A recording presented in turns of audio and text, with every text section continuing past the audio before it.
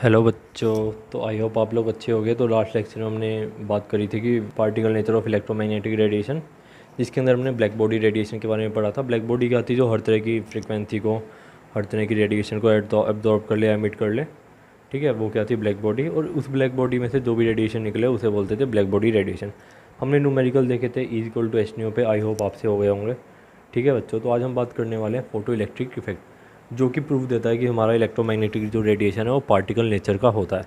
तो देखो, ये होता है फोटो इलेक्ट्रिक इफेक्ट। इसे फोटो इलेक्ट्रिक एक्सपेरिमेंट भी बोल देते हैं। तो देखो, इसके अंदर होता क्या है, एक लेते हैं ग्लास की एक रॉड सी, एक ग्लास की एक ट्यूब सी लेते हैं। ठीक है, जिसके अंदर हम दो मेटल को लगाते हैं। ठीक है, एक कैथोड नेगेटिव और दूसरा एनोड पॉजिटिव। दूसरा लगा दिया एमीटर या बल्ब कुछ भी लगा लो कि जिससे पता चले कि यहाँ करंट पास हो रहा है। हमने लगा the positive negative battery, negative cathode से, पॉजिटिव एनोड से। ठीक है, ये है मेटल का सरफेस। तो हम क्या करते हैं, लाइट रेडिएशन को जैसे ही हम मेटल पे मारते हैं, ये कुछ पर्टिकुलर मेटल होते हैं, जैसे सीजियम हो गया, रेडियम हो गया। जैसे ही तुमने इन पे कोई रेडिएशन फ्रीक्वेंसी को मारी, ये क्या करते हैं, इलेक्ट्रॉन को छोड़ते हैं। ठीक है, देखो पहले तो इसमें से करंट पास नहीं होना चाहिए था, हाई बैटरी है, क्योंकि बीच में कोई वो नहीं है तार वार की करंट कंडक्ट हो पाए। बट जैसे ही तुमने रेडिएशन मारी इस मेटल पे, तो इस मेटल ने क्या करा, इलेक्ट्रॉन को अपने में से एमिट करा, निकाला। ये इलेक्ट्रॉन क्या हुआ, नेगेटिव से पॉजिटिव की तरफ भागे, पॉजिटिव कैथोड की तरफ ही अट्रैक्ट होंगे। ठीक है, तो जैसे ये इलेक्ट्रॉन नेगेटिव से पॉजिटिव की तरफ भागे, तो क्या हुआ, इस पूरे सर्किट में करंट स्टार्ट हो गया फ्लो करना, और एमीटर में करंट शो हो गया, बल्ब जो भी था इधर जलना स्टार्ट हो गया।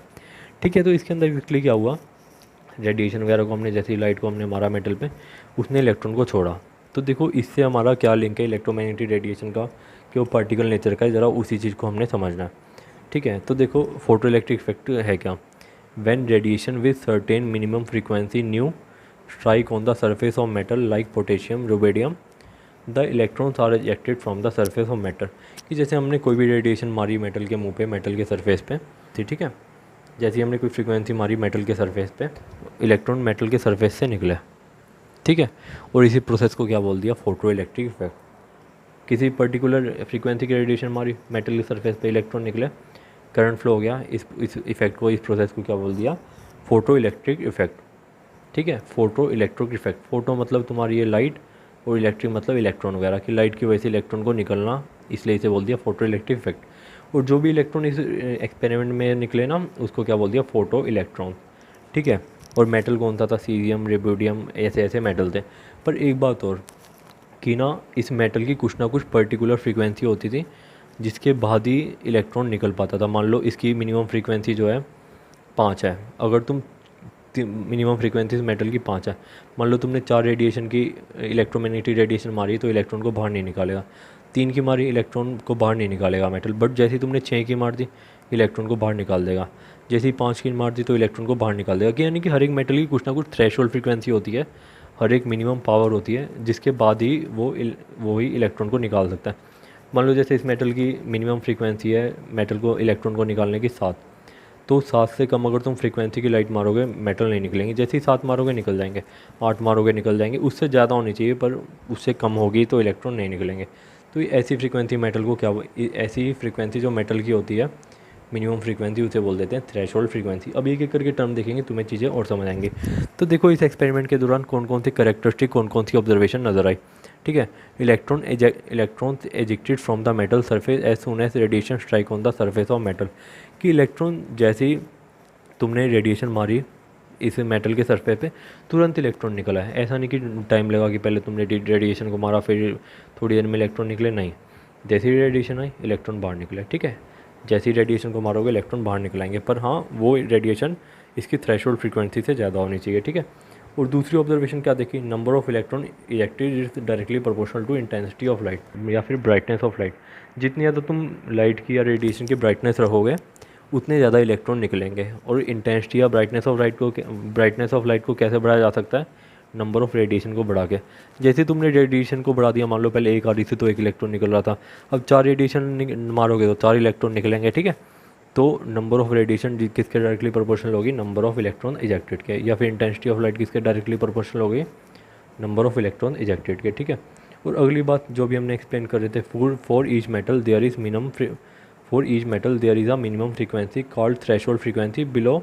ठीक है, कि लाइक हर एक मेटल के लिए, हर एक मेटल की कुछ ना कुछ मिनिमम फ्रीक्वेंसी है, जिसे बोलते हैं थ्रेशोल्ड फ्रीक्वेंसी, न्यू नॉट। ठीक है, below threshold frequency, below threshold frequency photo electro effect can not be observe. कि अगर तुम रेडिएशन थ्रेशोल्ड फ्रीक्वेंसी से कम की मारोगे तो फोटो इलेक्ट्रिक इफेक्ट ऑब्जर्व नहीं होगा। अगली ऑब्जर्वेशन क्या दिखेगी, kinetic energy of electron directly proportional है फ्रीक्वेंसी ऑफ इंसिडेंट लाइट। कि जितनी ज़्यादा तुम फ्रीक्वेंसी ऑफ इंसिडेंट लाइट लगाओगे उतनी ज़्यादा इलेक्ट्रॉन की काइनेटिक एनर्जी होगी, यानी कि उतनी तेज़ी से इलेक्ट्रॉन भागेगा।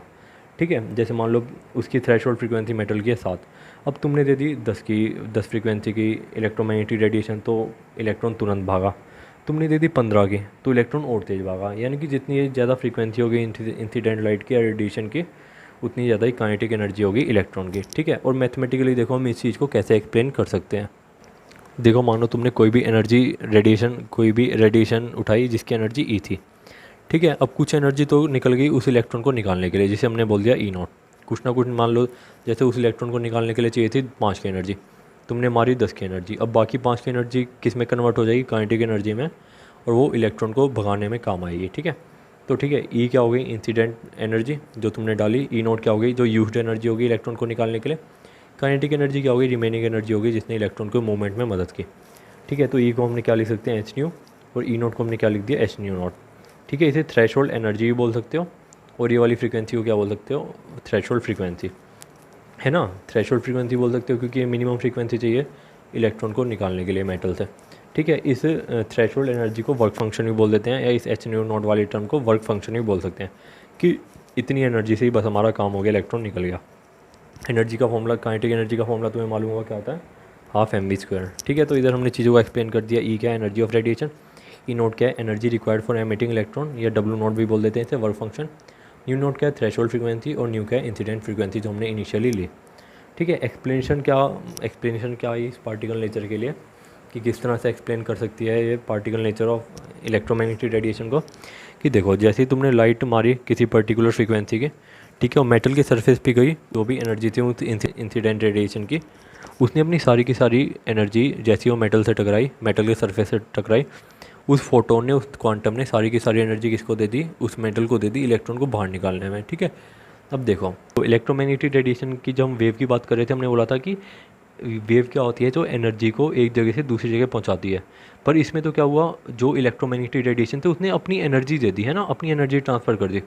फोटोन ने अपनी सारी एनर्जी किसको दे दी, मेटल को दे दी, इलेक्ट्रॉन निकाल ले भाई। तो इसके अंदर एनर्जी को ट्रांसफ़र करा है। पार्टिकल जनरली ऐसे काम करते हैं। मान लो पत्थर एक पार्टिकल है, वो एक बॉल पे फेंका, तो बॉल को पत्थर किसका देगा, तो पत्थर ने क्या करा, अपनी एनर्जी बॉल को दे दी, है ना। तो पार्टिकल नेचर की बात आ गई। कुछ इस तरह से जो इलेक्ट्रोमैग्नेटिक रेडिएशन थी उसके फोटोन ने क्या करा, अपनी एनर्जी मेटल को दे दी कि इलेक्ट्रॉन बाहर निकला है। तो इससे प्रूव हुआ कि भैया हाँ, हमारा जो इलेक्ट्रोमैग्नेटिक रेडिएशन है उसका पार्टिकल नेचर होता है। ठीक है, तो अभी तक कंट्रोवर्सी चल रही है कि इसका इलेक्ट्रोमैग्नेटिक रेडिएशन का पार्टिकल नेचर है, वेव नेचर है। कुछ बातें वेव नेचर को बोल रही हैं, कुछ बातें पार्टिकल नेचर को बोल रही हैं। अभी पहले न्यूमेरिकल देखते हैं, फिर इस चर्चा पे फिर से आएंगे। तो देखो जरा न्यूमेरिकल देखो। When electromagnetic radiation of wavelength 300 nanometer falls on the surface of sodium electrons are emitted with kinetic energy of 1.68 into में 10 की पावर 5 जूल एनवर्ट। क्या बोल रहे हैं कि सोडियम कोई मेटल है जिस पे हमने 300 नैनोमीटर की वेवलेंथ मारी है, उसमें से इलेक्ट्रॉन निकला जिसकी काइनेटिक एनर्जी है 1.68 इंटू में 10 की power 5 joule mole invert. But is the minimum energy needed to remove an electron from sodium. ठीक है, अब बोल रहे हैं कि मिनिमम कितनी एनर्जी लगेगी इलेक्ट्रॉन को निकालने के लिए जब हमने 300 नैनोमीटर की वेवलेंथ मारी। ठीक है, और कह रहे हैं what is the maximum wavelength that will cause a photo electron to be emitted. पहले तो बोल रहे हैं मिनिमम एनर्जी बताओ, फिर दूसरा बोल रहे हैं कि मैक्सिमम वेवलेंथ बताओ जो भी उस इलेक्ट्रॉन को निकालने के लिए काम आएगी। हमने इनिशियली 300 नैनोमीटर की वेवलेंथ हमने मारी है मेटल पे। तो देखो सबसे पहले हम क्या निकाल लेते हैं, मिनिमम एनर्जी जो सोडियम के सरफेस से इलेक्ट्रॉन को निकालने में काम आएगी। हमें लैम्डा गिवन है, हमने इसे मीटर में कन्वर्ट कर लिया। 1 नैनोमीटर में होते हैं 10 की पावर -9 मीटर। तो हमारा लैम्डा कितना आ गया, 3 इंटू में 10 की पावर -7 मीटर। ठीक है, काइनेटिक एनर्जी हमें गिवन है। अब देखो हमने पढ़ा था E equal to W0 plus में काइनेटिक एनर्जी। इंसिडेंट एनर्जी किसकी इक्वल होती है, वर्क फंक्शन प्लस में काइनेटिक एनर्जी। ठीक है, E किसकी इक्वल होता है, H न्यू के इक्वल। हमें क्या चाहिए, W0 मिनिमम एनर्जी चाहिए। तो बस न्यू को हम क्या लिख सकते हैं, C बाय लैम्डा, है ना। C equal to nu into में लैम्डा होता है, तो न्यू को हम कैसे लिख सकते हैं, C बाय लैम्डा। तो ठीक है, हमें चाहिए क्या, W0। बस हम क्या करें, इसको इधर ले आए, तो इधर से हमारे पास SC by lambda minus kinetic energy आ गई। एच की वैल्यू हमें मालूम है, सी की वैल्यू भी हमें मालूम है, लेमडा हमें गिवन है, हमने वो रख दिया, माइनस में कर दी काइनेटिक एनर्जी। तो इधर से हमारा डब्ल्यू नॉट कितना आ गया बच्चों, 2.31 इंटू में 10⁵ जूल मोल इनवर्स। ठीक है, तो मिनिमम एनर्जी एक मोल इलेक्ट्रॉन को निकालने के लिए कितनी चाहिए, 2.31 इंटू में 10⁵ जूल मोल इनवर्स। इधर काइनेटिक एनर्जी मोल इनवर्स में गिवन है, तो यानी कि जो भी हमने ये मिनिमम एनर्जी निकाली है वो हमने फॉर 1 मोल ऑफ इलेक्ट्रॉन के लिए निकाली है। ठीक है, और ये क्या पूछ रहे हैं, what is the minimum energy needed to remove an electron from sodium. ये हमने निकाली 1 मोल के लिए। अभी पूछ रहे हैं 1 इलेक्ट्रॉन के लिए निकालो। ठीक है, 1 इलेक्ट्रॉन के लिए निकाल लेते हैं मिनिमम एनर्जी। ठीक है, तो ज़रा देखो कैसे निकालते हैं। 1 मोल इलेक्ट्रॉन के लिए एनर्जी चाहिए 2.31 इंटू में 10⁵ जूल मोल इनवर्स, जैसा कि अभी हमने निकाला। या यूँ बोलो 6.022 इंटू में 10⁻23 इलेक्ट्रॉन के लिए एनर्जी चाहिए 2.31 इंटू में 10⁵ जूल मोल इनवर्स। 1 इलेक्ट्रॉन के लिए कितनी हो जाएगी, बस इसे इससे डिवाइड कर दो, तुम्हारे पास एनर्जी आ गई फॉर 1 इलेक्ट्रॉन 3.84 इंटू में 10⁻⁻19 जूल। ठीक है, अब हमसे पूछा है वेवलेंथ निकालो, इसी की मिनिमम एनर्जी की वेवलेंथ निकालो, कि जो भी मतलब इलेक्ट्रॉन निकाला है उसकी मैक्सिमम वेवलेंथ कितनी होगी। ई इन्वर्सली प्रोपोर्शनल होता है लैम्डा के, मिनिमम एनर्जी इतनी है। ठीक है, मिनिमम एनर्जी इतनी है तो लैम्डा इन्वर्सली प्रोपोर्शनल होगा। ठीक है, तो लैम्डा मैक्सिमम निकल आएगा। तो देखो E equal to S C by lambda, हमें चाहिए लैम्डा, ई हमने निकाल लिया। ठीक है, तो लैम्डा किसकी इक्वल आ गया, S C by E. H की वैल्यू मालूम है, सी की वैल्यू मालूम है, एनर्जी की हमने निकाल दी, इसको वैल्यू को पुट करो तो इधर से हमारा लैम्डा कितना आ गया 5.17 इंटू में 10⁻⁻7 मीटर। 1 मीटर के अंदर होते हैं 10⁹ नैनोमीटर, तो हमने इसे कन्वर्ट कर लिया लैम्डा को। तुम्हारी वेवलेंथ कितनी आ गई, एक इलेक्ट्रॉन को निकालने के लिए मैक्सिमम वेवलेंथ 517 नैनोमीटर। सिंपल है, आप लोग ट्राई करना, आपसे हो जाएगा। अब अगला एक सिंपल क्वेश्चन देखते हैं जल्दी से। तो देखो, the threshold frequency nu not for a metal is 7.0 into में 10⁻14 सेकेंड इनवर्स। हमें threshold frequency nu not given है। Calculate the kinetic energy of an electron emitted when radiation of frequency nu is equal to 1.0 into में 10⁻15 second inverse hit the metal. कह रहे कि kinetic energy बताओ जब हमने frequency 1 into में 10⁻15 second inverse की मारी। ठीक है, मेटल पे न्यू नोट हमें गिवन है, थ्रेशोल्ड फ्रीक्वेंसी, इंसिडेंट फ्रीक्वेंसी हमें गिवन है, काइनेटिक एनर्जी निकालनी है। फॉर्मूला होता है H nu is equal to H nu naught plus में काइनेटिक एनर्जी। इसको इधर ले जाओ, काइनेटिक एनर्जी निकालनी है, एच न्यू माइनस में न्यू नोट, न्यू की वैल्यू हमें मालूम है। ठीक है, और न्यू नोट की वैल्यू मालूम है। सिंपली काइनेटिक एनर्जी कितनी आ गई 19.878 इंटू में 10⁻19 जूल। सिंपल है, कैलकुलेट करके देख लेना, हो जाएगा। तो आगे बढ़ते हैं। तो देखो, अभी तक कहानी चल रही थी कि भैया इलेक्ट्रोमैग्नेटिक रेडिएशन वेव है, फिर उसके बाद बात चली इलेक्ट्रोमैग्नेटिक रेडिएशन पार्टिकल है। तो अब ये दोनों चीज़ें आते एक दूसरे को काट रही थी। तो फाइनली कंक्लूजन क्या निकला कि as some of the phenomena like interference diffraction was in favour of wave nature of light, कि लाइक कुछ फिनोमिना इंटरफेरेंस डायफ्रैक्शन फेवर में थे कि इलेक्ट्रोमैग्नेटिक रेडिएशन वेव है, और सम फिनोमिना जैसे ब्लैक बॉडी रेडिएशन हो गया, फोटो इलेक्ट्रिक इफेक्ट हो गया, ये सब जो फिनोमिना था ये फेवर कर रहे थे कि भैया इलेक्ट्रोमैग्नेटिक रेडिएशन है पार्टिकल नेचर का। तो फाइनली ये कंक्लूड करा गया, साइंटिस्ट ने ये कंक्लूड करा कि जो इलेक्ट्रोमैग्नेटिक रेडिएशन है उसका वेव नेचर भी है as well as particle nature भी है, कि यानी कि जो इलेक्ट्रोमैग्नेटिक रेडिएशन है उसका ड्यूअल नेचर होता है। ड्यूअल नेचर कैसे, कि वो वेव नेचर की तरह बिहेव कर सकती है और पार्टिकल नेचर की तरह बिहेव कर सकती है।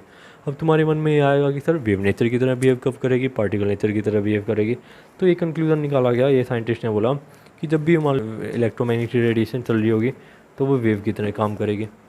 ठीक है, वेव की तरह काम करेगी, लेकिन जैसे ही वो किसी चीज़ से टकरा गई तो किसकी तरह काम करेगी, पार्टिकल की तरह काम करेगी, पार्टिकल की तरह।